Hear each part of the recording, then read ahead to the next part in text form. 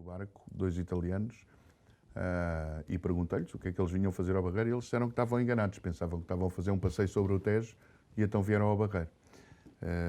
Mas pronto, é mas depois voltam para trás. Claro, depois voltam eles para não trás. vinham para o Barreiro, eles vinham fazer uma viagem. Bruno, Mas é simpático do ponto de vista do turista, não é? Brancamp. Mas só dizer isto, do ponto de vista do turista, peço desculpa, é simpático. Por 5 euros, não é? Vê Lisboa, mas para nós o que é que nós rentabilizamos com isso? Nada. Zero. Brancamp é para privatizar, o que é que tu achas disto? Construção, 180 fogos, achas que vamos ficar com uma zona de Barreiro, de barreirenses, e outra zona de croquetes? Como é que isto vai ser? Achas que a gentrificação aqui não...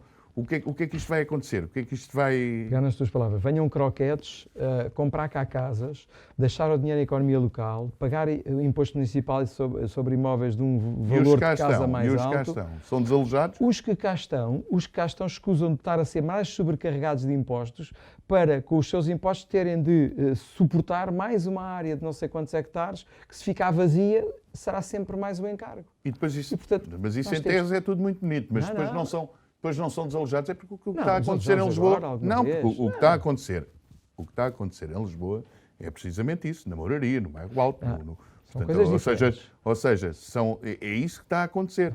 E a minha questão é a seguinte, é se essa vinda e possivelmente essa gente rica que irá para ali, se confronta depois com os filhos, talvez, daqueles que eram antigos pescadores, gente humilde, que trabalhou operários. Achas que essa gente depois vai para a Brancamp, que os filhos dessa gente vão para a Brancamp jogar à bola com os filhos dos croquetes? Achas que isso... E depois há ali uma entronca? Quando falamos da Brancamp, só 5% da área da Brancamp é que é para construção. 5%. Quer dizer que 95% da área fica para fruição pública. Infelizmente passou ao lado da discussão, porque as discussões do Barreiro são muito feitas um bocadinho com a lógica do Benfica contra o Sporting, ou o Porto contra não sei quem, e infelizmente, porquê? Porque nunca se faz uma discussão construtiva sobre os temas. E eu fiz, então, rapidamente, ou és a favor da Brancamp ou contra a Brancamp. E nós perguntávamos, mas a favor do quê ou contra o quê? E ninguém já sabia responder. E nós o que é que fizemos? Mais uma vez, uma coisa um bocadinho diferente, que dissemos assim, vamos lá pegar nos aspectos positivos que estão em cima da mesa, nos aspectos negativos e tentar melhorar. E apresentámos um conjunto de soluções. Uma das coisas que nós dissemos, uma proposta muito concreta que fomos nós que fizemos, parques de fruição pública, com desporto informal, com parques de merendas, com uma série de coisas para usufruto de quem cá está, do barreirense, daquele que pode ir de carro, a pé, até lá e usufruir do que é espaço público. Mas isso é público ou privado?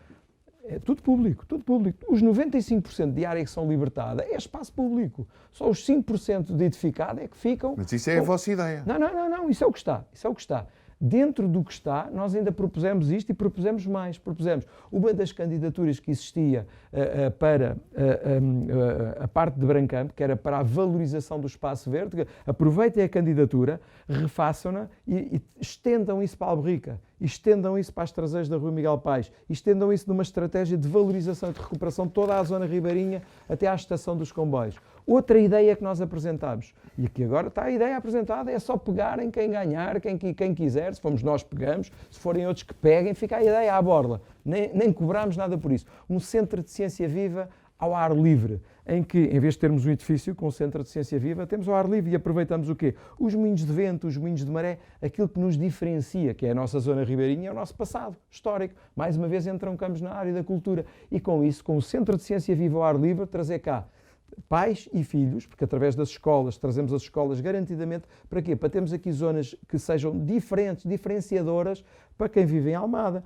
Eu saio muitas vezes daqui, vou para a zona do Seixal, para a zona antiga do Seixal, andar a passear, porque tem zonas recuperada, simpática, de convívio com o rio. Porquê é que nós não temos capacidade de fazer isso cá? Já percebemos a tua ideia, deixa-me só meter-te aqui uma questão. Mas eu, mais do que ser contra ou a favor da Brancamp, o que eu tentei fazer, como sou a favor do Barreiro, foi dar ideias construtivas que ajudem a pôr-nos a pensar fora da caixa e a trazer coisas diferentes. Houveram na altura, houveram 5 milhões de euros que vieram dos fundos, vieram da Europa, dos fundos europeus, no final do mandato do PCP, e que acho que foram recusados por este Executivo, pelo PS, Sabes desse dinheiro? Quando é que isso foi? Não. O que havia, há duas candidaturas que tinham sido apresentadas, portanto, pelo anterior executivo para a Brancamp.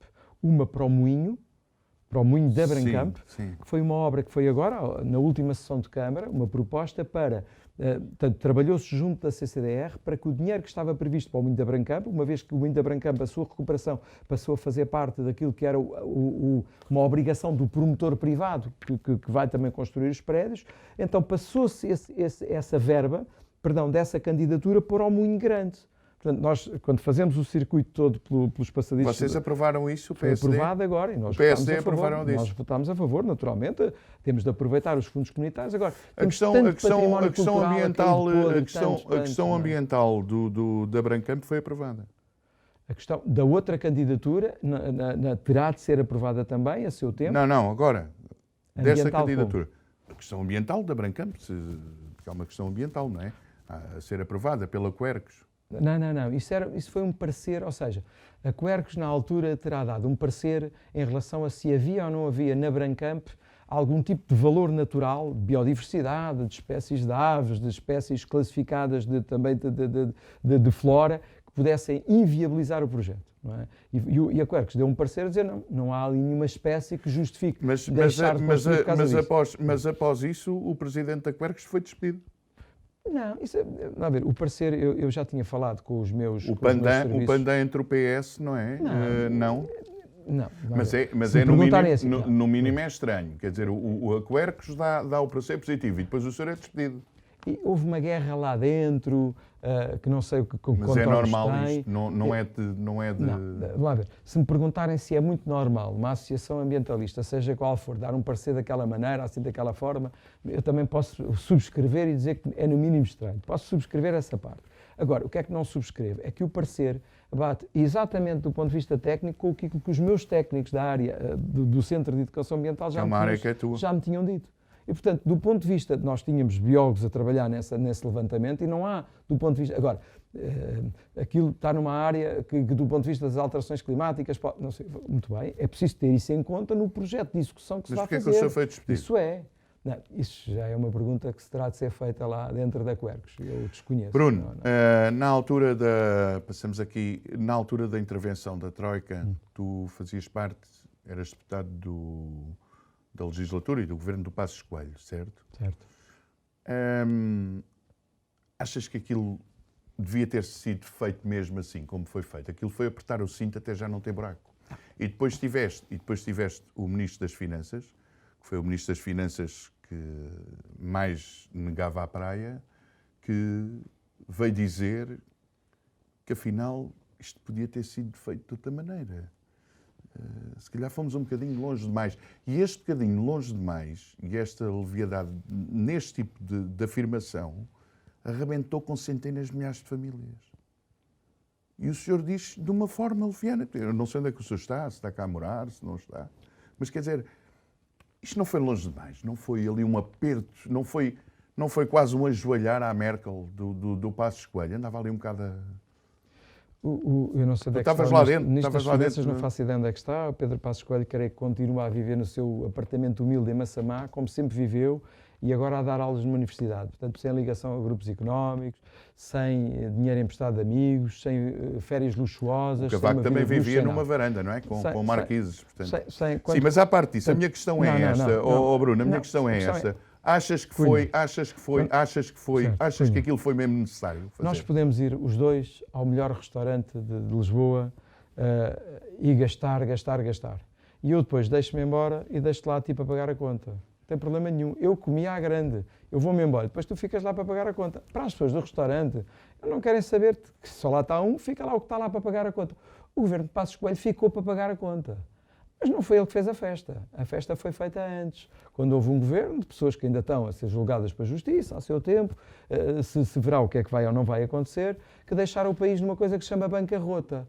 E bancarrota é dizer assim, nós no mês seguinte não tínhamos dinheiro, como disse o ministro Sócrates Teixeira dos Santos, no mês seguinte não temos dinheiro para pagar salários.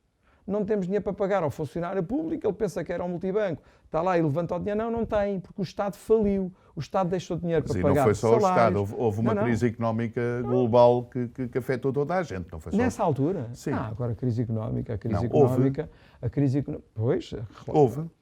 a crise, vamos lá ver. A nossa vida vai ser feita de ciclos.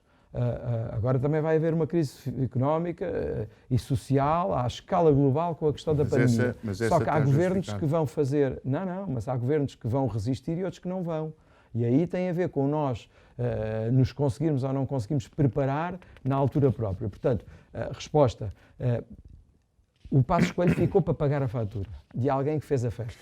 Bruno, de alguém que fez uma festa numa parque escolar. Deixa-me só, nós já percebemos a tua ideia, mas é que eu tenho que avançar. Mas isto é muito importante dar-te este exemplo.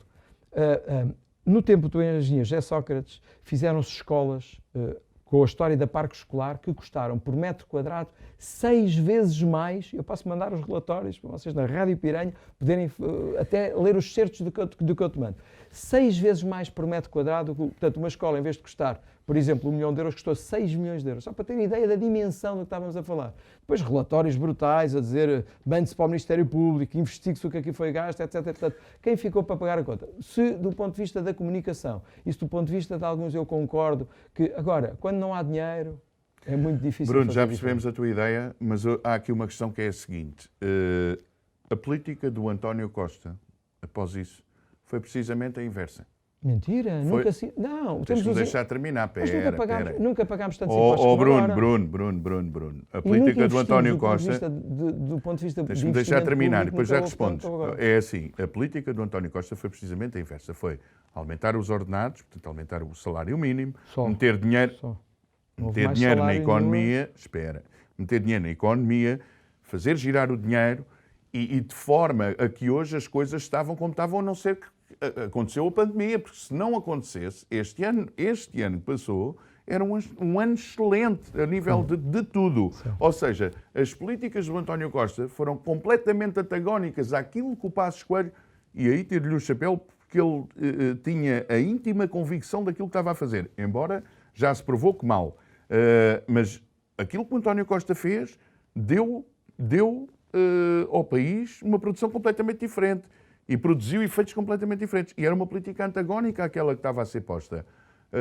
Inclusive, o teu ministro, ou o ministro das Finanças, o Gaspar, chegou a dizer que talvez nós tivéssemos apertado demais. Portanto, quer dizer, as coisas estão declaradas. Estão preto no branco. Ou não? Não. Nunca. A conversa é através do investimento público que nós conseguimos, injetando dinheiro na economia, dar a volta. Nunca se gastou tão pouco em investimento público, em obras públicas, etc., como no tempo de António Costa. Uma coisa é a realidade, outra coisa é o que se diz. A carga fiscal é mais elevada agora do que no tempo do Ministro das Finanças, Vítor Gaspar, que era o tal que era preciso apertar. Mas as pessoas andam felizes e andam contentes e a vida... Eu vejo em Lisboa...